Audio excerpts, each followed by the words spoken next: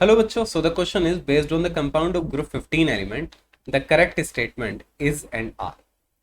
तो देखिए first statement है Bi2O5 is more basic than N2O5.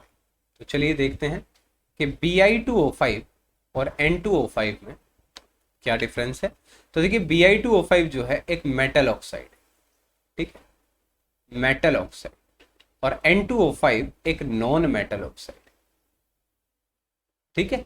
तो देखिए मेटल ऑक्साइड जब वाटर के साथ रिएक्ट करते हैं बेटा तो बेस देते हैं, और नॉन मेटल ऑक्साइड वाटर के साथ रिएक्ट करके बेटा एसिड देते हैं।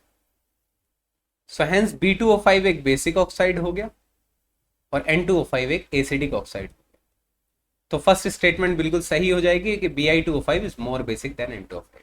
सो hence option is correct. Now coming to the second point, NF3 is more covalent than BiF3. तो अगर हम NF3 में और BiF3 में इलेक्ट्रोनेगेटिविटी का डिफरेंस देखें बेटा, तो इसकी इलेक्ट्रोनेगेटिविटी होती है 3, इसकी 4, BI की होती है 1.7 और इसकी होती है 4. तो जो डिफरेंस इन इलेक्ट्रोनेगेटिविटी आता है बेटा वो यहाँ पर आता है 1 और यहाँ पर आता है 2.3. और ज़्यादा इलेक्ट्रोनेगेटिविटी का जो डिफरेंस होता है वो इंडिकेट करता है आयनिक कैरेक्टर के लिए.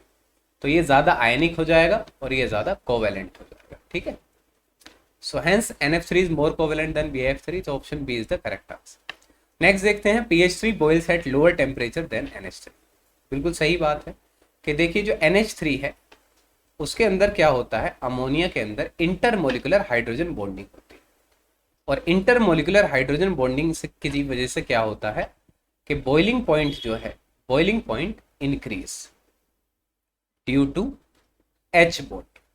हाइड्रोजन बॉन्डिंग होने की वजह से अमोनिया के मॉलिक्यूल पास हो जाते हैं और उसको ज्यादा टेम्परेचर चाहिए होता है एक एक्स्ट्रा हाइड्रोजन बॉन्ड तोड़ने के लिए.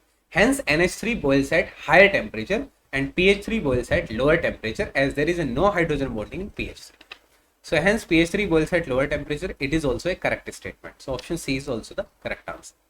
Next देखते हैं NN single bond is stronger than PP single bond. तो यहाँ पर क्या होता है, देखिए NN single bond due to small size of nitrogen, nitrogen के ऊपर के जो लोन पेयर होता है उसमें रिपल्शन होता है, और रिपल्शन की वजह से जो बॉन्ड होता है सिंगल बॉन्ड वो वीक हो जाता है, ठीक है.